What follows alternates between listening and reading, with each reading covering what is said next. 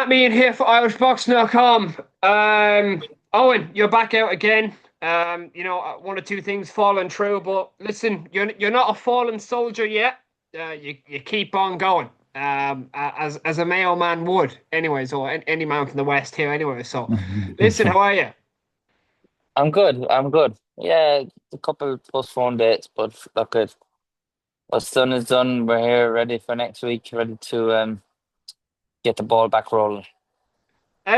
You had a few fights over here. I say it was kind of nice to be back home. We kind of experienced boxing back home, and now you're back over in the UK with Queensbury. How's that feeling? Good. I'm looking forward to getting back on. Last November was my last main Queensbury show. I boxed in a big show in Birmingham, and just with fights falling through and having to hop on different cards just to keep busy. Um, it was great boxing back on home, but it's good to be back now, and it's good to be in Manchester as well. It's new home now for me. Mayo's always home, but obviously I'm based in Manchester. I train here in Manchester. I have a big community behind me here in Manchester, a big Irish community, and yeah, I'm really excited just to get cracking here and just pick the ball off and keep building that fan base over here. You were saying there that it's a bank holiday over there, and there's people that are kind of with tickets and that. Like you're doing well on tickets, which is great to hear. But it's a bank holiday, and kind of the whole of Manchester is gone to probably Central Europe and Spain and Italy and down to Benidorm and stuff. So. Yeah, it's just unfortunate the weekend that it is a bank holiday. End of August, everyone everyone's getting the sun in before it's time to go back to school. But yeah, look, I'm down a lot of tickets on that, and there's a championship match back home where I'm from, and my local club, Swinford, are playing in a county championship game. So there's another 100 tickets last there on my regular supporters, but it is what it is. I've about 200 tickets sold to new people, a couple regulars, family, friends that wouldn't miss it for nothing, and then just a good group of new people, which is great to see. Um, what's the plan after this fight? You mean now directly after the fight, or? Well, no. Like fight wise, like obviously you're gonna go back out to Frank, and you're gonna chat. Like obviously Mhm, there'll be post fight celebrations as there is, anyways. mhm. But like I'm talking in terms of business. Like you're gonna go back to Uncle Frank, and you're gonna be like, listen, Frankie, what's the story here, man? What we doing? Listen, I have a good relationship with Queensbury. We had our meeting. We planned this fight out. It was supposed to be August 2nd in Dublin. That fight fell through, so it was put on now here in Manchester, which is great. There's another show in Manchester in November, I think. A big show. We're going to be pushing to getting that. A co-op show. But at this stage for me now, I just want activity. I'll fight anyone. I don't care. I just want to fight back-to-back fights and climb the ladder really quick because this time next year, even a bit earlier, early next year, I want to be youth world champion, and obviously want to get ranked and go up through the rounds. And right. This is a good 6 round step up. The next one's going to be a big step up as well. Um, Hopefully a nice juicy 50-50 fight. And yeah, I have gloves and can travel. That's where I am now at the minute.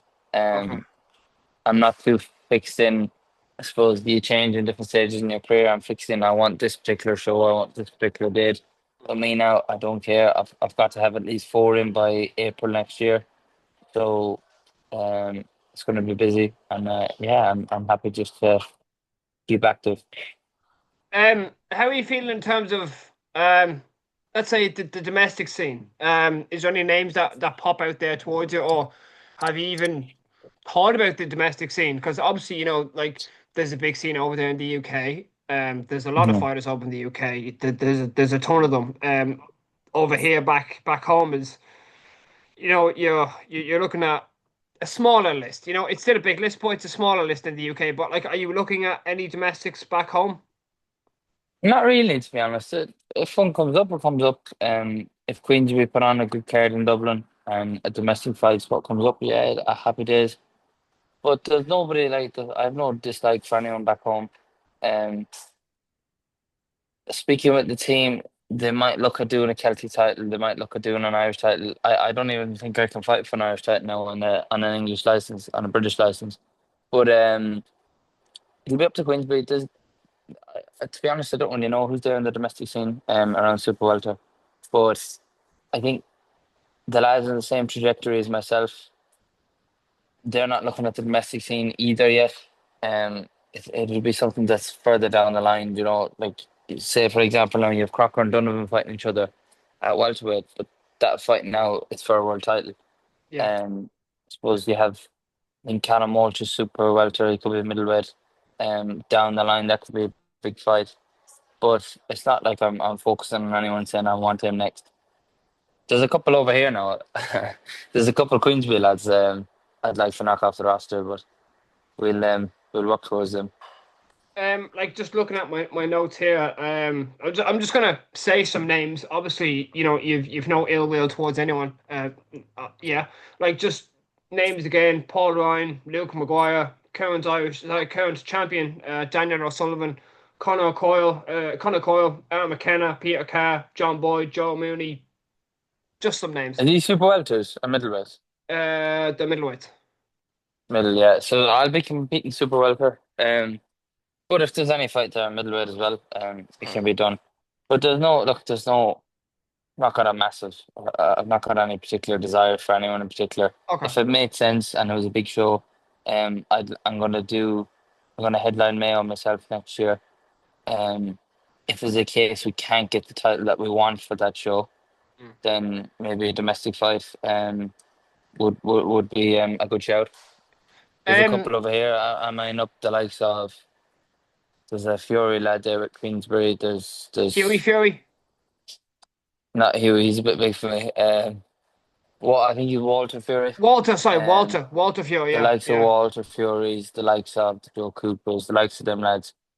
Um, Winning records.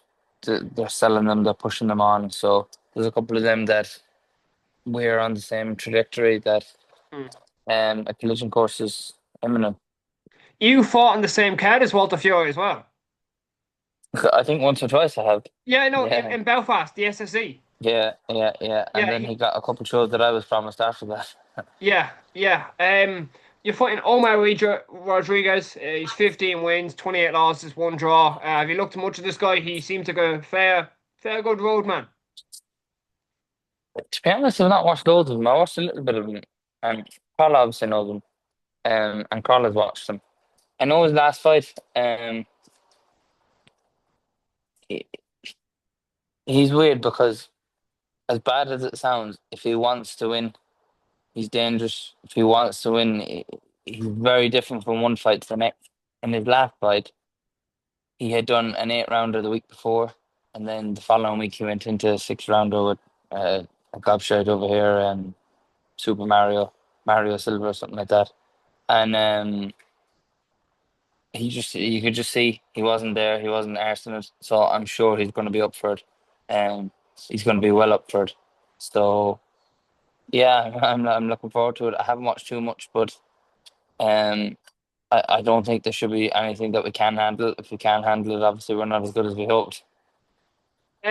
Like he's fought the likes of Jimmy Sains. That's one name. Like like he's Hmm. fought good lads. He fought Paul Ryan as well before. I genuinely didn't know. I haven't done too Yeah. much work. I've been so up the walls with other stuff. I've just been focusing on myself. But we will watch them between now and next week. I'll have all my homework done. But I do know Carla had said and Queensby had said it would be a good step up, which is what I asked for. I said I want a proper step up. I don't want no puddings. Um, Give me someone that will challenge for 6 rounds and that will come and have a go for 6 rounds. And yeah, I'm looking just to really bank rounds now and fly through it, and just get up through the rounds quick and start contesting for titles. I'm just curious. Like when obviously you go into the corner after each round. Like what would Crawler be saying to you? Like, would he be saying, okay, change this, like tactics talk, or like what would be going on in the corner? And could you hear what he's saying, or are you so glued in that you're just like you're hearing bits and pieces and you're just kind of focused in?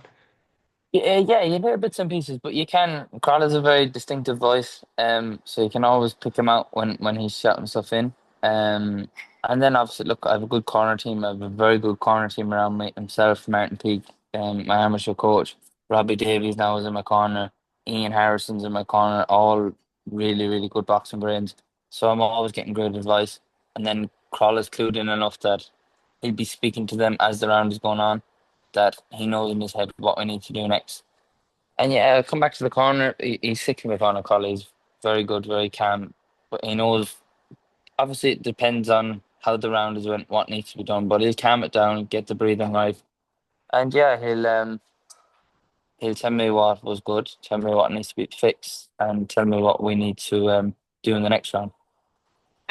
Just throwing back to your last fight. You barely broke a sweat, to be honest. It was Hmm. over in the first round, 1 minute 45 Hmm. into the first round.